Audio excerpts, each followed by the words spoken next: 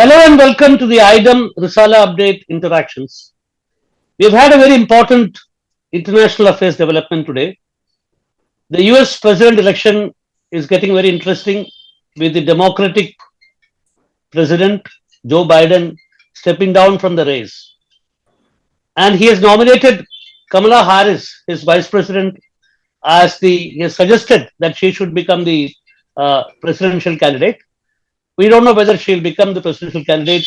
He has dropped out in a context where his approval ratings were abysmally low. He was in the mid 30s. His approval rating was in the mid 30s. And his Republican opponent, who has been already nominated by the Republican Party, Donald Trump, is very high, has got very high approval ratings. To discuss this situation and to see whether the Democrats can use this situation to kind of reclaim some lost ground, we have with us one of the topmost international affairs experts of this country, JohnCheriyan, who was headed the international affairs journalistic departments of very many organizations, including the Hindu and Frontline of the PTI and all that. So, John was also a former colleague of mine. John, welcome to the IDEM Risala Update Interaction. So, I have kind of given you the first question in my preface itself. So, can I have your take on what exactly, how exactly you see the situation? Thank you, Venkatesh, for inviting me. Yes, I have just returned from the United States after spending 2 months there. I could observe that the situation, that the politics there is not totally polarized. Even in the last elections, Biden won actually by a few thousand votes, although he got 10 million more votes in the final tally. But in the 4 swing states, which are very important in the presidential election, he only got, he won by, about around 10,000 to 15,000 votes. So, it's on a knife edge, the election. Who is the Democratic candidate? And it is not a given that Kamala Harris is going to be the candidate. Because I don't think America, especially an America which is now polarized between, so polarized that is ready for another black president. Interestingly, as the former president Barack Obama has not endorsed Kamala Harris as the next presidential candidate. Although Bill Clinton was among the first to support Kamala, Democratic candidate. Yeah. So interestingly, somebody like Bernie Sanders, who was the left of center voice in the Democratic Party, and who has been an opponent of Biden during the last elections, in the sense, he was in the race for becoming the presidential candidate when Biden ultimately became the presidential candidate. So, what do you think of the support that people like Bernie Sanders have given to Biden? It's not only Bernie who wanted Biden to continue, also the so-called progressive Democrats faction in the Democratic Party, who most of them are actually very young politicians. Even they wanted Biden to continue. I think probably they fear that the new Democratic candidate is going to be a centrist candidate, who will have more appeal to Republican voters. So I mean, they don't want the Democratic Party to go right, to become a right-wing party again. Not that it is too left-wing, but yeah. So I think this is one of the reasons why people like Biden and other Democrats wanted, people like Bernie Sanders wanted Biden to stay. Yeah. But I think Biden's position was untenable because, it was obvious that he was not physically or mentally, ready for another 4-year term. So, right. I mean, yeah. So, I know, so it's going to be a difficult task for the Democrats. most foreign governments are preparing for Trump's comeback.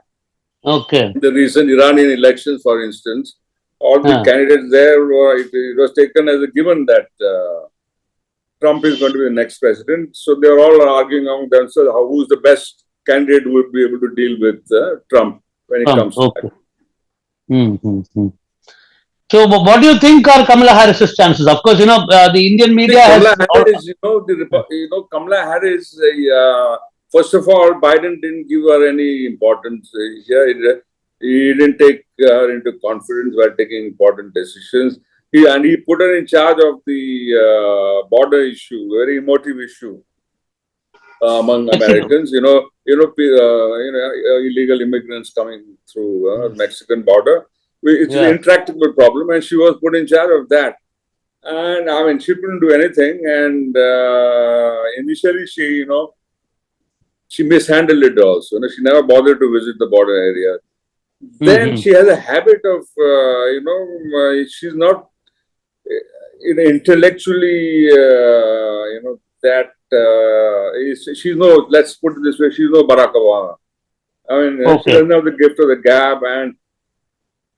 And the recently video has gone viral of her making the same speech, in on 20 different occasions, not even changing a line.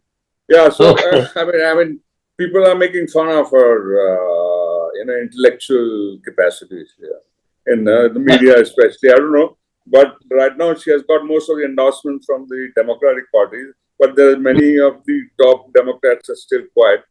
So it's we'll have to wait and see who's going to be the candidate.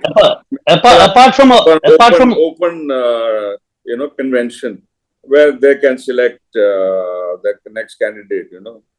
Right. Yeah.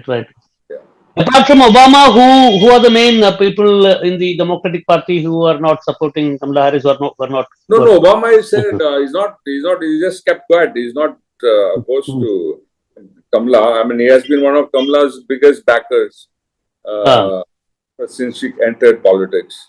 Okay. But yeah, so he's just keeping his cards close to his chest. He wants to play the role of an elder statesman, neutral elder statesman. Bernie Sanders, I suppose, if we wanted Biden to stay, he will have to support Kamala Harris. So the progressive, group in the Democrats, they will also support her. But then many Democrats actually want Gavin Newsom, who is the governor of California, to be the candidate.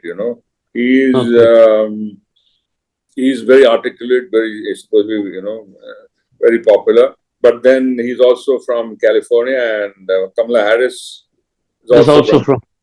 So only one of them can be on the ticket.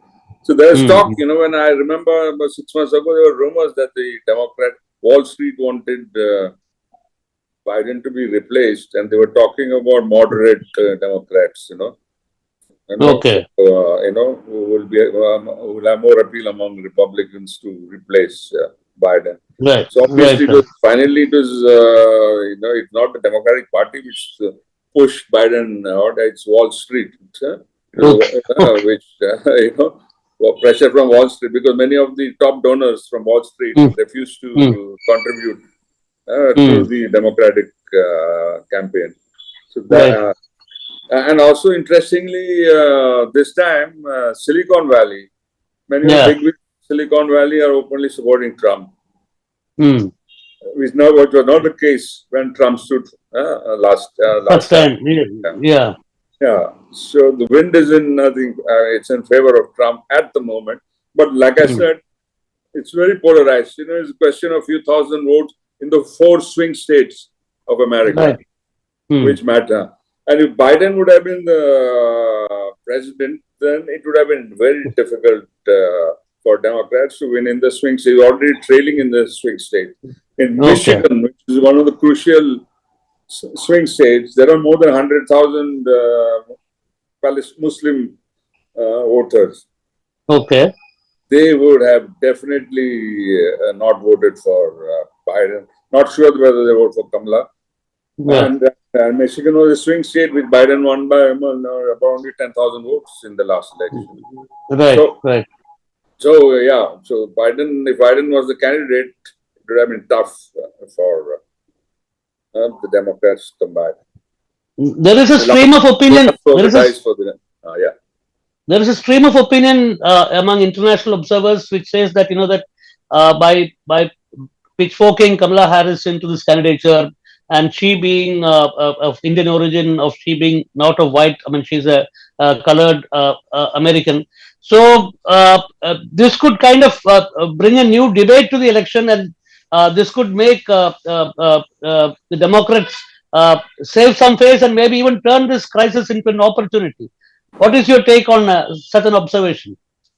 No, I understand. You said that Kamala is If Kamala being of Indian origin and of being of she's not a white, she's a colored woman, and this could create this could impart a new element to the election, where for the first time you will have an Indian origin person and and a person, and that this could bring a qualitative change. That's true. Yeah, it can be. Kamala being of both black and Indian origin would be, she would be able to attract more black voters for sure, because black voters were increasingly alienated by Biden. I'm not sure about the Indian voters, because I mean most of the Indian voters are registered Democrats. But many of them have now been veering towards the Republican party. Especially Trump. Especially, they also seem to they seem to hero worship Trump like they hero worship Modi in India. Yes. They know. I mean, they have seen the connection between Trump and Modi. For instance, in one of the cities in New Jersey, they even they had a procession in which they had bulldozers.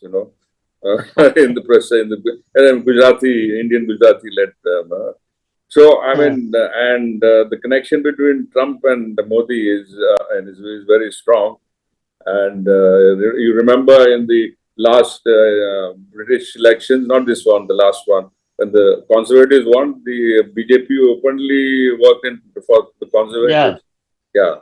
So this time a large chunk of the Indian votes will go to the Republicans, and many of the Vivek Ramaswamy was one Ramaswamy.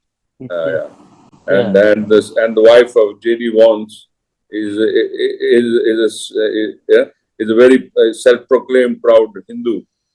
So that would also swing many Indian votes towards the Republicans. So it's interesting, But the mainstream Indian media is already going gung-ho about the very mention of Kamala Harris as a potential candidate. Now we already have talk about the various things that that family has done for India. How it is even there is I read somewhere on social media that this Kamala Harris is the projection of Kamala Harris is a success of the Nehruvian model, because her father used to work for the Nehru government, and she apparently quoted Nehru somewhere. I mean, so all these kind of extreme parallels are now being drawn in the mainstream Indian media. But Kamala, both Kamala and especially a husband who is Jewish. I mean, he is an avowed Zionist. And during in the Gaza war, the husband issued a lot of statements supporting Israel.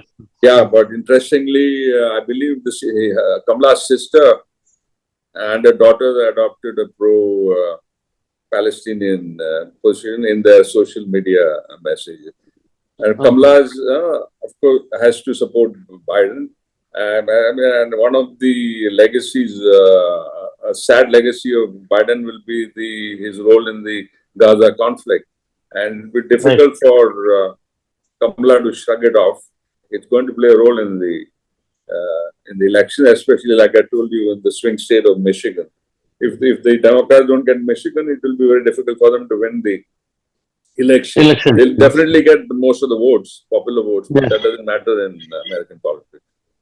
But the difference between Trump and Biden was very huge. And do you think the Democrats would actually be able to, especially after this so-called assassination attempt against Trump and the way The he assassination responded attempt to it? has given more wind to Trump's sail. I mean, they actually, many of his supporters are Christian fundamentalists. So they think it is God's divine intervention which saved Trump. Trump has been selected by. It definitely has given a win. But even then, the gap has not been much between Biden. It's just 2%, 3% in the swing states. Otherwise, the red states, which belong to, will remain red, and the blue states will remain blue. It's only these 4 or 5 swing states which sometimes turn blue, sometimes pro-democratic, sometimes Republican. They are the states which matter. Otherwise, the situation is still the same like it was 10 years ago. So yeah, so this is the five states. The 5 states, the swing states, will decide who is the next president. And also, one reason why Biden was replaced is the Democrats feared that if he's the standard bearer, the Democrats will lose in the congressional elections also. Right. So they not only lose the presidency, but also they lose the control of the Congress. So with Kamala, they may lose the presidency, but at least they'll be able to retain or do better in the congressional elections. And also Senate. The Senate is also on a knife's edge. Democrats have got a majority of only 1. And if they lose both the Senate and the Congress and the presidency, then they are in big trouble, because Trump is threatening to overhaul everything, and also wreak vengeance on those who allegedly hounded him. Right. So, but what is your take? I mean, the point is that if you look at this whole situation, certainly the Democrats have been able to bring in a new element to this contest by through the stepping down of Biden and kind of the projection that Biden himself has made of Kamala Harris. What is your overall take? Will the Democrats be able to kind of go through the situation and come up with a candidate who can stand up to Trump and maybe swing the swing states? What is your take? How do you look at this election as it is progressing towards its penultimate stage? How do I? What is your own assessment of the situation as it stands today? As it stands today, right now, Trump is ahead in the polls. But how many days are there for election? 40, 50 days, 60 days? I mean, 60 days is a long time in American politics. I mean, there's going to be another debate. And, it is only after the last debate that, Biden decided to withdraw. So, whoever is the Democratic candidate and he or she fares well in the debate and defeats and does better against Trump, I mean, that will swing votes. And the establishment is still is with Democrats, both the media, most of the television networks. So the Democrats, they say that, the battle is only just begun. And they are confident. They are confident of, of keeping Trump at bay. So, right. So maybe there's also some kind of a centrist tilt in some of these developed nations like UK. That's what we saw in UK, and also in France we saw this surprise result, which was also partly driven by people like Mbappe. So there is also this thing about that while there is an overall rightward shift across the globe, there is also some shift to the center in some significant nations, developed nations of this country. So there is the Democrats may be expecting that some influence of that will be seen here in the US as well. Do you think so? Unfortunately, in America, there is no left. I mean, of course, there is a Green Party put up a candidate. Then there is I forget his name, Harvard academic, he is genuinely left. So, but the Democrats and Republicans, I mean, there's not much of a difference. Whoever is in power, the foreign policy virtually remains the same. In fact, if Trump comes to power, probably the Ukraine war can end, because most of the Republicans are not supportive of the Ukraine war. So in some respects, the Democrats are liberal interventionists. I mean, they are the ones, who have created most of the, precipitated most of the wars since World War II. So in American politics is there's nothing progressive. You can't expect anything progressive. There's nothing positive, nothing in American foreign policy. But somebody like Trump in West Asia can create problems. Well, he is even more pro-Israel than Biden. Right. He's the one who pushed some Gulf Arab states into recognizing Israel, and he's the man who killed, who assassinated, who gave the order to assassinate General Soleimani, the famous Iranian general. So Tweedledum and Tweedledee, that's the difference between Democrats and Republicans. I don't think. Even for that matter, even the Labour Party. I mean, Starmer, and there's no difference between Starmer and Rishi Sunak. Well, Starmer is probably more right-wing than... So anyway, the centrist shift is not exactly a centrist shift. That's what you're trying to say. But anyway, as far as the US elections are concerned, this has been a very important turning point in this election. And you are of the view that, that 50, 60 days could be... it's going to be a close election. It's not going to be a landslide. Yeah. No landslide election. I don't not like Ronald Reagan's election. No landslide. It's going to be definitely closely fought. So the swing, like I said, this all depends on the states like Michigan, Pennsylvania, Georgia.